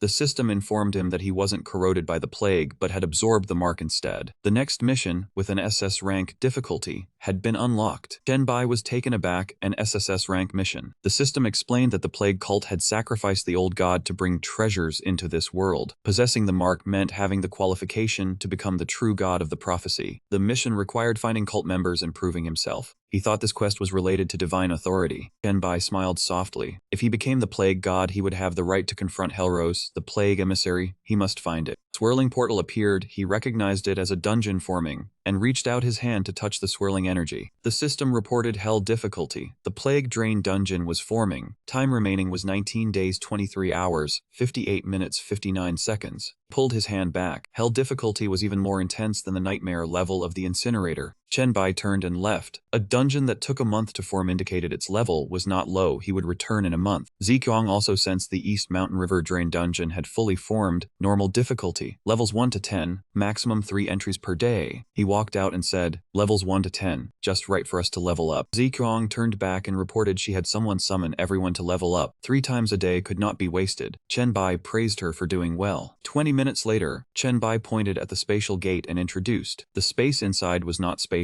So groups of 4 to 8 people were best. Life was the priority. Profit came second. Everyone answered in unison that they remembered. He added that the third entry would be with them, but he would not act. Girls answered in unison understood Chen Bai. He turned and raised his hand. First establish a group, then invite everyone into the group chat. The system displayed an urgent notification, inviting Evolver Yozana1 Chenbai to join the group. Chenbai Palace Ziquang was startled by the number Yuan1. Chenbai explained that the number was just the Evolver sequence, there was nothing surprising about it. Songji wondered why she had not been invited to the group. He answered bluntly that she had not been invited. This was his harem, only the loyal and capable could join. Those who had been frightened by zombies to the point of losing control did not get an invitation. Songji shyly recalled the old story. She stepped back and pouted, "Don't look down on others, I have grown up." He handed out a series of items, told her to choose a piece of equipment, and enter the dungeon to prove her growth. The scene shifted to the inside of the drain. Songji raised her knife and instructed, "Please do not help me, let me handle it myself." Chenbai turned to Lulei and asked if he still did not know her and Songji's talents. Lulei drove her sword through her palm and said her talent was illusory thought. Rank B, creating illusions from imagination during combat, but its effect was not great, while Songji's talent was void perception. Rank C, which increased experience and proficiency by 50%. Chenbai commented that this was a fast-growth type, currently not as useful as her illusions in battle. Lulei agreed. Songji finished fighting and returned with a smug smile. She alone had killed 3. This old rat was even more formidable than a zombie. Chenbai praised her as decent, seeing her effort to join the harem. He broke the rules and agreed. Songji shyly denied wanting to join the harem. She only wanted to prove her ability. Chenbai said he respected the choice and would not send the invitation anymore. Songji stammered to stop him. He teased her again. "Do not what?" Songji blushed, turned away and murmured, "Do not send it. I want to join." Chenbai leaned on his hand and looked at her reluctant expression, saying he would not send it even more. Songji turned back, too shy to speak. Ziqiang stepped forward and told Chenbai not to tease the girl anymore. She genuinely wanted to join. She was even angry this morning thinking her mother had recommended Qin Lingyu. Songji called her mother. Chenbai lowered his head, saying he would accept the invitation for the sake of her mother's dignity. The system announced that Evolver 1026-1521 Songji had accepted the invitation to join the group. Chenbai Palace. Songji happily ran off to kill monsters. Chenbai helplessly watched the little princess. Ziqiang explained the girl was just stubborn. Once they finished the dungeon and returned to the villa, she would call him father. Chenbai praised her decisiveness. Ziqiang stretched slightly in a charming pose. The world changed too fast. Songji was a young lady who had never tasted hardship. Having a father like you was a good thing. Her eyes half closed, that was a good thing. In the luxurious hotel bathroom, a girl was relaxing in the tub, living comfortably thanks to the Lord's advice. The system reported Chenbai had first cleared the East Mountain level 1 to 10 drain dungeon. The video was released at 10 coins per view. Closed eyes suddenly opened wide. Liu Hui exclaimed in shock, "The Lord has cleared a dungeon again." She touched the screen, so impressive. "I have not even seen a dungeon yet. 10 coins is about to bankrupt me." The screen showed Chenbai. Liu Hui sat up and brushed her hair, wondering why there were so many women. Another man sprawled on a chair grumbled, "The little girl has decent talent, but her actual combat is still lacking. I want to see Chenbai act. Hurry up and fast forward." Another observer analyzed that the monsters later would be very high level. Even with Chenbai guiding, it would be difficult to pass. In the end, he would still need to step in. Another person was shocked when the boss appeared looking very strong. The dark-skinned man asked how strong the Eastern man was. The long-haired man replied there was definitely no problem. Just bad luck. He could not be stronger than the probe's rank S talent. The other man spoke seriously. "No, he one-shot the boss. He is much stronger than me." Liu Hui lay on the bed calculating. That was a level 10 boss. The Lord is truly strong. His guidance to those women was also very useful. She imagined how great it would be to be in the same city as the Lord, jealous of those girls. The scene shifted to Ziqiang's villa. Chenbai told everyone that clearing dungeons could earn a lot of low-level equipment. She, Qin Lingyu, and Luli quickly coordinated to establish economic and equipment rules for the base. He brought out a pile of items, saying there was one more thing he wanted to give her. Chenbai pointed and asked if she knew how important these things were. Ziqiang picked up an item and examined it. The flesh wall could devour flesh to form a solid city wall. Used correctly, it could create a formidable force. She picked up the scroll next, used to return to a marked stronghold within 10 seconds, truly a life-saving item. With it, she could rule Jiang City in a short time. She unfolded the cloth and concluded it could transform into any equipment just by changing its shape. Chenbai sat down on a chair and commented that this thing seemed less important than the other two. Ziqiang leaned back against the table and softly replied, "How could that be? You are the true master. What satisfies you is the most important." He said he did not understand women's things. He wanted to see what surprise she would bring. She leaned close to Chenbai and said there was a surprise, but it was not from her. Ziqiang shyly continued. She wanted Songji to officially recognize him as her father. She asked him to wait a moment while she went to help the girl get ready. Night fell over the entire villa. In a bedroom at Ziqiang's villa, Chenbai was holding a girl in a deep sleep. Several girls lay on the bed, exposing their alluring figures. He turned his head to look behind. The system reported that entering the dungeon 3 times today yielded only 1 piece of the plague set. He looked at the item and thought if he received one every day, he would collect the full set in 3 days. A notification appeared. Meng, a member of group chat as in one, wanted to message him privately. Enbai walked out and closed the door with slight surprise. Meng. The message appeared, "Greetings, Lord. I have watched your strategy video. I saw you can give combat advice based on each person's talent. I am not good at fighting, so I hope you can guide me." Chen Bai finished reading and realized she wanted guidance. He replied that he needed to understand her. If she trusted him, she should tell him her talent. Meng read the message carefully. If she did not want to reveal her talent, she could just give her attributes. But looking at it from that angle, it was hard to discern much. She typed quickly and replied, "No, it has to be the talent. I will send it to you." He slipped his hand into his coat pocket, lost in thought. In his past life, he had never heard of a girl named Meng, but the people in the advisory group were all pioneers, so her talent must have been exceptional. Suddenly, a flash of light appeared, showing a warning score of 31 points. This left him utterly astonished. That was an SSS rank, a kind of supernatural power with limitless growth. So how could she have been unknown? It seems she had died in his past life. Shenbai sent a message asking about the SSS rank talent, hoping she would clarify its effects. Meng agreed, saying her skill, Dream Butterfly, could enter dream worlds as real as reality. She added that she could use it to enter other people's dreams and acquire various things, and that the Dream Butterfly ability could also adjust everything, though for now she could only adjust very little. Meng could also invite others into her dreams by creating a dream world of her own. Shenbai smiled softly. As long as she did not reveal her true form, she was nearly invincible. She typed and asked if she could send him a dream painting to invite him into the guiding world of Meng's dreamscape. He replied, "This matter I cannot agree to, because in Meng's dream realm I have no protection whatsoever." She tried to persuade, "Please do not refuse. I can establish an evolution contract with you, guaranteeing you will not suffer any harm." Chenbai was surprised. An evolution contract. He messaged back, "A contract recognized by the will of the universe requires at least 10 gold coins." "That is right. If you have 10 gold coins, why would you need to ask about my combat skills?" Meng explained, "The monsters I kill in dreams also die in real life. I can also adjust their explosion speed, so I earn a lot of gold and I can give you other gifts as well." She sent a D-rank skill book and an F-rank city building order. Chenbai sighed. "This ability is no less than your king virus," but he refused, because in reality he was very weak. Meng bit her lip persistently. She had a very strong premonition that if she did not improve her combat skills, she would die soon. Chenbai thought to himself her intuition was not wrong. This ability does not increase physical strength. That is a fatal weakness. He messaged back, "Then send the fake evolution contract over here." He thought such a powerful talent must be brought into his team. The system reported an evolution contract from Meng. She promised not to cause harm or negative effects. Sex violation would result in losing her identity as an evolved one. The contract was valid for 24 hours. He agreed. The night grew deeper. In the villa bedroom, Chenbai thought about the ability to see into others' dreams. He suddenly noticed Meng sent a card. He looked at the night sky. If this ability evolved to the point of seeing through dreams, it would be truly terrifying. Chenbai closed his eyes and fell into a deep sleep after a tiring day. In the dream, he was astonished to see Meng appear. She introduced herself as the one who had made the contract with him earlier. Chenbai introduced himself in return. "Is this your dream world? This place is not suitable for combat training." Meng put down the teddy bear, saying it was not this place. She opened a teleportation vortex, saying she had cleaned up the nearby gym, leaving him utterly shocked. Space butterflies flew all around, guiding the way to the gym. Chenbai opened the door and looked in, amazed by her vast dream world. Meng explained, "The dream world exists independently. She could only enter and transform it, and it also mirrors the real world." He nodded. "Let the training begin." She ran ahead first, shouting excitedly, "Let's go." At this moment, at the basketball court in the gym of Meng's dream realm, Meng snapped her fingers. Immediately the pitch-black room was lit up by the lights. Chenbai asked if she was a middle school student. She smiled and answered, "Before the world changed, she was a novel writer." He sat down on the steps, saying to improve actual combat, "The best way is to fight, do not use dream abilities." Meng stated that her in-dream attributes were equal to her current mental strength of 48. He smiled and told her to give it her all. Meng charged forward like a storm, throwing a punch, but could not touch him. Chenbai easily sidestepped, commenting her center of gravity was unstable, and her attacks could not be retracted. Meng felt shy, bit her lip, puffed out her cheeks, then spun her arms like a fan and attacked again. Chenbai chuckled, calling that attack a child's turtle fist. He stepped back to dodge, reminding her to control her center of gravity. An unrecoverable punch is a weakness. Chen Bai sat down, seeing her gasping for breath. He taught her how to observe her opponent and set clear goals. Chen Bai raised his hand to signal a stop, saying he already knew her level, just remembering those 3 points was enough. He commented she had good reactions even though he only moved at 20% speed. She humbly admitted she was still lacking. Chen Bai smiled, telling her not to apologize, just train hard. She shyly agreed. 7 days passed at the Eastern Mountain Villa area. Zi Qiang reported the Eastern Mountain rules had been posted everywhere, everyone understood them. Chen Bai nodded, the settlement was on the right track. He announced he would leave tomorrow, handing over management to her. Zi Qiang wondered why he was leaving early when the plague set was still missing one piece. The system displayed, the current plague set can weaken the strength of those who come into contact, along with random plague effects. He concluded there was no time to find the last piece. There were more opportunities and treasures outside worth seizing. Zi Qiang hugged him, telling him to remember to come back for them. He asked in surprise about the flood, then told her to gather everyone to discuss the plan. The night was late. Girls were lying on the bed in a state of bliss. Everyone's face was satisfied. Chen Bai was also immersed in pleasure. Early the next morning, Chen Bai woke up, quietly went outside, letting the girls sleep soundly. He saw Leng Shuang standing waiting, thinking she was looking for Zi Qiang, but she said she wanted to see him. Leng Shuang reported that someone was causing trouble at the settlement at the foot of the mountain. Chen Bai wondered why they were not following the established rules. He coldly asked, do they not know how to act according to the rules? Leng Shuang hesitated, saying they had it under control, but among them was his old classmate. Chen Bai demanded to be taken there.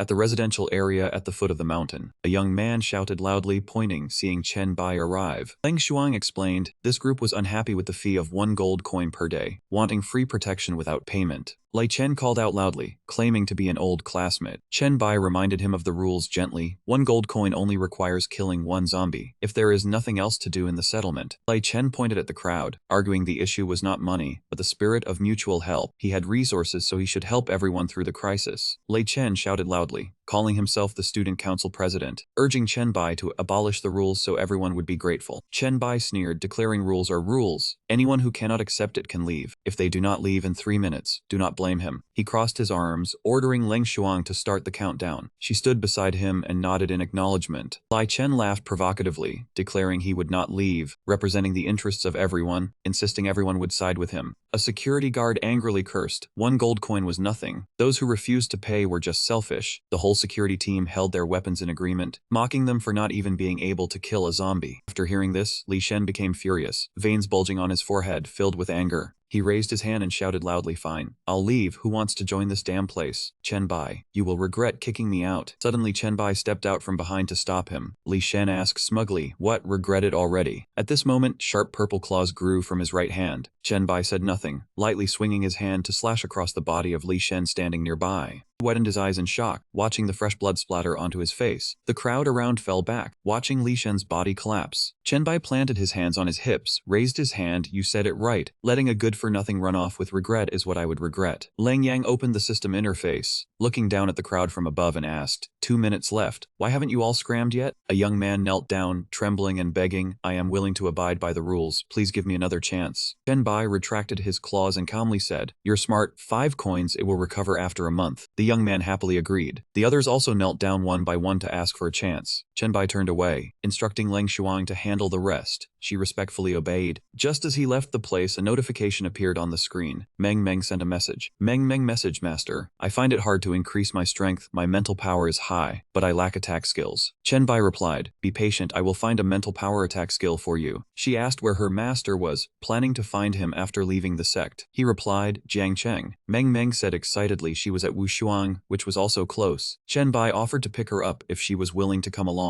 He recalled his past life. Wushuang was where he accepted an S-rank professional quest, not SSS rank, but it could be exchanged for materials. Chen Bai looked up at the sky and decided, then let's head to Wushuang first. In the Jiangcheng Hotel, Leping asked He about the food supplies. He replied, there isn't much left, a dozen people can barely last 3 days. Leping gritted his teeth, cursing that special zombie for killing 5 people. He looked at the red tyrant zombie on the street below. Just getting down to the 10th floor was enough to feel it, let alone leaving the building. Sun Jie, he held his arm and sighed, looks like we'll be stuck here until we die. Suddenly, Shi Wei pointed out the window and shouted, everyone look, a black shadow is speeding across the rooftops. Leping looked over, asking in shock what that was, only seeing an afterimage. He said worriedly, don't tell me it's a new special zombie. Leping quickly pulled the curtains shut. Something that can leap across rooftops like that is very dangerous. Shi Wei stopped him, saying it looked like a human. Ji retorted, how could a human do that? Leping was also doubtful. Nguyen Shi Wei frowned and confirmed with certainty, don't forget my ability. She narrowed her eyes and added, he is heading towards us. Outside, Chen Bai stopped on the rooftop. Hearing the noise, the tyrant zombie below looked up. Seeing the notification on the screen, he was overjoyed. A tyrant zombie. What an unexpected harvest. He had a blueprint for weapons made from its bones, but using a hammer to smash, it would affect the quality. With that thought, he charged down, his left arm mutated, then I'll just cut off its head. He stood by the window unable to see clearly, asking Nguyen the beauty queen what the situation was. Mi Su advised everyone to stop watching, it was dangerous. Shi Wei looked down and shouted, they're fighting, that person has claws. Leping gritted his teeth and said it was a monster. Suddenly she widened her eyes, he killed the monster and is absorbing it. Suddenly Shi Wei shouted excitedly, wait, I saw his face. Down below, Chen Bai stood upright beside the tyrant zombie's corpse. The screen displayed a notification of killing the elite tyrant zombie, receiving 2,000 experience points, devouring the mutant body, strength increased, receiving dark light virus and 5,000 evolution points. Next was a notification of a new form, muscle enhancement. The screen showed another new form, guard shield. Chen Bai looked at his mutated arm, feeling that muscle enhancement was very flexible. The shield's defense was double his own strength, truly not bad. Upstairs, Shi Wei yanked the curtain open and shouted excitedly, Chen Bai, it's Chen Bai. Chen Bai heard the voice and looked up, asking in confusion who it was. He stared blankly at the figure in the high-rise window. Chen Bai looked around, seeing that all the windows were shut tight. The window of Shi Wei's room was also quickly covered by the curtain again. Leping covered Shi Wei's mouth and pulled her back, scolding her for being so sure it was Chen Bai. What if it was a monster in disguise? Mi Zhu chimed in, he can kill monsters blocking the road. If she wanted to die, don't drag them into it. Suddenly Chen Bai climbed up to the window and asked if anyone was inside. I'm Chen Bai. I heard someone call my name. Shi Wei pushed Leping away and ran to the window. Chen Bai, it's me, Nguyen Tai Vai. Chen Bai saw her and calmly replied, so it's Song Deshiaji's close friend. Shi Wei anxiously asked how Songji was doing. He sat down and recounted he had set up a base at Dongshan Villa. Hundreds of people were living there. Zi Qiang helped manage it, so Songji was very safe. Shi Wei blushed, unable to hide her joy really. Ping frowned in doubt. He set up a base for hundreds of people. Jai mocked, the king of Jiangcheng managing it for you, you're bragging, right? Chen Bai leaned back in his chair, crossed his legs, you'll see when you go, I don't lie like that. Suddenly, a figure opened the door and walked in. He shouted loudly as he entered, Chen Bai. He turned his head to look and shouted, Qi Zheng. Lin Qizheng pointed at Chen Bai. I heard someone call your name. Li Feng followed behind, adjusting his glasses. Zhao Mu also made a ruckus. Chen Bai, it really is you. Chen Bai stood up happily and asked why they were here. Qizheng put his arm around his shoulder and told the story of how they went to help Nguyen Ho Hoi that day. Suddenly, he gave an awkward smile and pointed at Li Feng. At that time I wanted to ask if you were free, but Li Feng said you were busy. Chen Bai smiled and suggested, are there many Jiangda students here? If you want, you can come back to my base at Dongshan Villa. He raised his thumb, but there's one rule, pay 1 copper coin every day. Not sure if you all can accept that. The group agreed in unison. Leping remembered the tyrant zombie. If it weren't for that monster blocking the way, they would have earned gold coins. But the road to the base was dangerous. He wondered if he could come along. Chen Bai shook his head. I still have things to do. But don't worry, coming here I only met one tyrant zombie. Leping planted his hands on his hips and complained, so no monsters, what bad luck. He waved his hand and summoned a light blue card, which turned into equipment and fell down. Chen Bai pointed at it and said, Qi Zheng Woodhead and Wai Shi Wai. I don't use low-level equipment, so I'll give it to you all. He patted La Ping's shoulder. I have to leave urgently. Since you all know the base location, I'll go ahead. He said thank you, Chen Bai. Qi Zheng saw him turn to leave and shouted after him, be careful, Chen Bai. Chen Bai leaped from this rooftop to another building. A message appeared on the screen. Meng Meng requested a chat. Meng Meng messaged, Master, that Han Wang of yours is complaining in the group. I think a new ability could help him. Chen Bai frowned, there are many groups. Just tell me what's going on. After hearing it, he touched his chin and wondered, my Han Wang, is that Han Xiao? In the hotel, Zhao Mu leaned back on the sofa and suggested heading to the base. Leping clasped his hands and replied, the more evolved people, the safer the base. He frowned, thinking about the journey across Jiangcheng. They needed to prepare well. A Feng stood nearby, pushing up his glasses and said, wait a moment, I think. Suddenly a noise interrupted. The crowd turned to look. Chen Bai, why are you back? Shi Wei approached and asked what was wrong. Chen Bai climbed in through the window. Right, I need a temporary room to handle something. Zhao Mu quickly pointed to one side. Go to Mai and Qi Zheng's room. Chen Bai walked over, draped his arm around both of them and pulled them along, saying he wanted to be alone, so Qi Zhang wrapped an arm around his waist and agreed. No problem, just stay in my room. We can wait in the living room and keep an eye on you. Shi Wei behind him suddenly remembered something, startled and shouted, Chen Bai, wait for me a moment. At the hotel hallway, she said she had forgotten earlier. Do you know Songji's evolution number? I want to add her as a friend. Chen Bai raised one hand and replied, 925. Qi Zhang immediately asked, Chen Bai, what about your number? Zhao Mu and I also want to be friends. Chen Bai calmly answered, Yozhen 1. His face instantly stiffened. He frowned and stared at him without saying a word. Right after, Qi Zhang burst out laughing while holding his stomach, pointing at Chen Bai. We all evolved. How come your dry humor hasn't improved at all? Zhao Mu walked over seriously, patted his shoulder. Qi Zhang, just add him and you will see. Right after, the system displayed a notification. Evolved human Nelson 1 Chen Bai has accepted the friend request. Seeing that, he jumped up. This is Chen Bai urged beside him. Qi Zhang, stop spacing out. Let's go. 10 minutes later, Qi Zhang lay on the sofa with his head resting, sighing in admiration. Is Chen Bai's number real? This number is so cool. Zhao Mu propped his chin with one hand and added, he said it's the order of evolution, meaning he's the first one to become an evolved human. He turned his head and asked, right, do you still remember what Chen Bai posted in the dorm chat group? The news about the school moving the physical fitness test to the last week of June. Qi Zhang lay still and answered, of course I remember. Because of that we had to exercise for over a week. He sat up abruptly and shouted, wait, you mean Chen Bai knew about this beforehand? Zhao Mu frowned and speculated, maybe it's just a coincidence, but we still benefited from the exercise, right? Qi Zhang sat up straight, leaned his back against the sofa. That's true, we really did benefit from the information Chen Bai provided. Zhao Mu nodded in agreement. Exactly. Suddenly, Qi Zhang looked at Shi Wei sitting beside him and asked, hey beauty, why is your face so red? She immediately stood up, opened the door and walked out. It's nothing, I'm heading back to my room. Don't forget Chen Bai's arrangement. Whatever you do, don't enter his room. Right after the door quickly closed, Shi Wei stood in front of the door with a flushed face, placing her hand on her chest and thinking Chen Bai. The screen showed a message between her and Song Ji. It's me, Guan Thai, she quickly replied. Thai, how do you know my number? Thai calmly answered, Chen Bai told me. The screen immediately showed a message from Song Ji. That guy always goes out chasing after beauties. She was startled. Huh? She asked back, you're my best friend. Right, we are the same. Dai firmly answered, of course. Song Ji happily said, from now on you can call me Dad. Dai couldn't believe it and asked, what are you talking about? On this side, she recalled that message and raised her hand to cover her flushed face. Could it be that she shares the same thoughts as me? How is that possible? Shi Wei's eyes widened, unable to believe it when she thought about Chen Bai and Song Ji possibly being together. Right after, she was full of question marks when she heard a voice from the end of the hallway. Listen to me, Jiang Ji. This matter is simple at all. Luo Feng leaned against the wall and spoke up. Chen Bai is definitely deceiving us. His words have too many loopholes. Luo Ping crossed his arms and replied, I also feel something is fake. He seriously added, what's this about Zi Kuang helping manage the base? It sounds like he's showing off. Shi Wei stood still, staring blankly at those two people. Somewhere else, the screen displayed a notification for Meng Realm Space Mado. Han Xiao Chen Bai with wings on his shoulders, looking down from above, said, hello everyone. I had some things to take care of in the real world, so I'm a bit late. He looked at the scene before him and chuckled. Seems I'm the only one left. Inside the room were three people, Meng, Wu Ye, and Han Xiao waiting. Han Xiao pulled down his hood, smiled and greeted Chen Bai. I'm Han Xiao, finally meeting you. I knew you were handsome, but I didn't expect you to be 3 parts more handsome than I imagined. Meng beside him placed her hands on her hips and pouted. You're really good at flattering. He immediately looked over and denied. Not at all, everything I said is the truth. Wu Ye also stepped forward to introduce herself. Hello, great lord, I'm Wu Ye.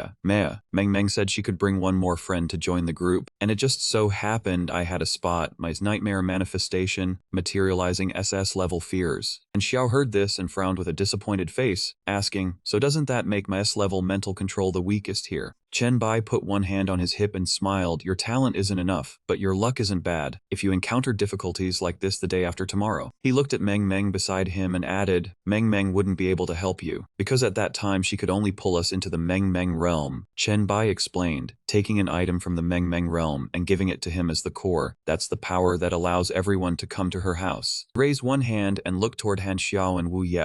Actually, Meng just learned it yesterday. She nodded in confirmation. Han Xiao heard that and scratched his head with a hearty laugh. Guess my luck isn't bad either. Chen Bai raised one hand and called out, all right, Meng can sustain the 4 of us, but the operating time in the Meng realm is limited. Quickly tell me your difficulties. He raised his hand and pointed forward. I have an exclusive mission dungeon. I'll send everyone the screenshots. It's not far, so we can talk while walking. The system screen displayed a summary. Family Mystery Exclusive S-Level Mission. In your father's belongings, you find a medical record from Hong Sing Psychiatric Hospital, containing the name of a person you have never heard of. What are the symptoms of this moving disease, and why has it never been mentioned? Is your powerful mental talent related to it? It seems the key to solving this mystery lie in Hong Sing Psychiatric Hospital. On the pure white wall was a line of blood-red text, Hong Sing Psychiatric Hospital 16. Han Xiao raised his hand and pointed at that spatial door, shouting, "This is the Red Star Psychiatric Hospital. When I found this place, it had already become a dungeon." He turned his head to look at Chen Bai and added, "I tried entering once, but quickly had to give up." Han Xiao hugged his chest worriedly and said, "I really can't take down those monsters from level 5 to level 12, and I have no way to wait until I level up. After the first time I gave up on the dungeon, the will of the universe reminded me that someone had noticed me and could leave here with everything." He chuckled softly, reached his hand toward the door and replied, "I know." Right after, the screen displayed a notification asking if the team wanted to enter the Hong Sing Psychiatric Hospital dungeon. Yes, no. Chen Bai looked toward the three and called out, "Let's go." Inside the Meng Meng realm space, Mado, Chen Bai, and the other three appeared inside the Hong Sing Psychiatric Hospital dungeon. Wuya glanced forward coldly. "It's just a small monster." Meng Meng beside her crossed her arms and said, "I feel something is off about this place." Han Xiao looked over and reminded, "We just entered the dungeon, but the small monsters aren't weak at all. Be careful." Suddenly, a nurse monster with a twisted, swaying body walked out from inside. Wuya immediately stepped forward and shouted, "Everyone wait, let me test its strength first." Right after, she charged straight at the spot where he was standing. Wuya stood still, raised her hand and summoned her SS level talent, Nightmare Manifestation. The nurse monster immediately fell to the ground, the heart inside its chest contracting rapidly. He stood opposite and raised his hand, gently flicking a finger, Nightmare Pattern, Dark Law. In an instant, her heart exploded. The system screen displayed a notification. Team members have eliminated the insane nurse. Experience points distributed. Meng Meng touched her chin and praised, "Looks just like a final boss." Han Xiao also shouted excitedly, "That's fierce." Chen Bai also smiled and said, "Not bad." A blue card appeared in Wu Ya's hand, revealing Nightmare Burst. Active. Unleashes a mental attack with sharp explosions, causing mental damage within a certain range. The sound generated will attract the attention of monsters. He looked at the text on it and shouted, "Everyone, our luck isn't bad. This is an explosive skill." Chen Bai put his hands on his hips and smiled. "Han Xiao, you and Meng Meng both have mental power talents. You two decide." Han Xiao smiled brightly and declined, "I don't need it. I only need the mission item. Moreover, my talent has a similar skill in here." Meng Meng smiled brightly and reached out to take the card, saying, "Then I won't be polite." "Thank you." She crossed her arms in front of her chest, and in a moment the system displayed a notification that she had learned the skill, revealing Nightmare Burst. Chen Bai saw her finish absorbing it and said, "Meng Meng, try using this skill a bit." The girl heard this and looked up. "Master, the damage range of this skill isn't large, but the sound range is very wide. This way even the monsters in the hospital rooms will be lured out." Hearing that, he tilted his head slightly and shouted, "What matters is its monster attracting function. Hunting them one by one is too troublesome. Just rest assured, nothing will go wrong." Meng Meng immediately agreed. "Okay, next." She raised both hands and used the skill, revealing Nightmare Burst. Rings of pink energy radiated from Meng Meng, attracting the surrounding monsters to converge. Chen Bai saw this and smiled lightly in admiration. The monster pulling effect is indeed not bad. Han Xiao looked at the monsters lured over by Meng Meng and shouted, "There are too many dungeon monsters." Wu Ye behind immediately reminded, "Everyone be careful, don't get distracted." Meng Meng turned her head to look at Chen Bai and asked, "Master, with so many monsters, is it all right?" He calmly smiled and replied, "Of course there's no problem." Chen Bai raised his hand to hold his neck, tilted his head to one side and said, "Perfect, let's use them to test my newly upgraded skill." Han Xiao immediately raised his hand and summoned his throwing knives, shouting, "Since the leader says that, I'm at ease, start the kill." One by one, the throwing knives swiftly pierced through the chests of the monsters in front of him. Beside him, Wu Ya raised her hand and waves of surging dark energy rose from the ground, the source of shadowy fear. He clenched his fist, controlling the black tentacles that coiled around, sweeping to kill. On the other side, Meng Meng aimed her cannon at the group of monsters and opened fire, calmly watching the sea of fire before her. Han Xiao and Wu Ya glanced over, startled, and screamed this. She licked her lips again, raised the cannon and aimed it forward. Perfect, one more direct hit. He frowned and asked, "Rockets?" Meng Meng's ability to create things is just too exaggerated. In the future, can Senior Meng Meng also create a Gundam? Wu Ye beside him affirmed that it was definitely possible. Suddenly, he turned his gaze gaze to Chen Bai and paused in confusion. Wuya controlled the black energy to destroy the monsters. His gaze swept past him. But why hasn't the team leader made a move yet? Over there, Chen Bai looked at his two hands that had already mutated in thought. His strength had finally reached its limit. The charge speed of this skill was a bit slow. It seemed difficult to fully charge the weapon during combat. Corner of his mouth lifted into a smile as he shouted, "Alright, next." Next, Chen Bai slammed both hands hard onto the ground. Black bone spikes broke through the floor and rose up. They quickly grew, became colossal, and gently pierced through the bodies of those monsters. The three people behind stared at those giant bone spikes, their eyes wide and mouths agape in shock. Meng's eyes widened as she exclaimed, "So strong, Master." Han Xiao opened his mouth wide and shouted, "Big Chen Bai, how?" Just as Chen Bai turned around, two monsters wearing nurse outfits came out from behind. Han Xiao saw this, widened his eyes, and swung his hand to release a flying dagger. "There are still two that aren't dead. Let me take care of them." Chen Bai immediately raised a hand to block the flying dagger and said, "Wait, these two head nurse mini-bosses were intentionally kept by me." And Xiao groaned with a pale face, "I've been caught with one hand." Wuya beside him reached out and patted his shoulder to comfort him. Immediately after, Chen Bai looked at the notification that appeared on the screen. The system reminded him that the Devouring Light ability had evolved. He could choose to review any memory of the devoured target, with a low probability of obtaining any of the opponent's mastered skills. He reached his hand towards the heads of the two head nurses, saying, "That being the case, I'll read and absorb the target's memories. I haven't used it since the night before."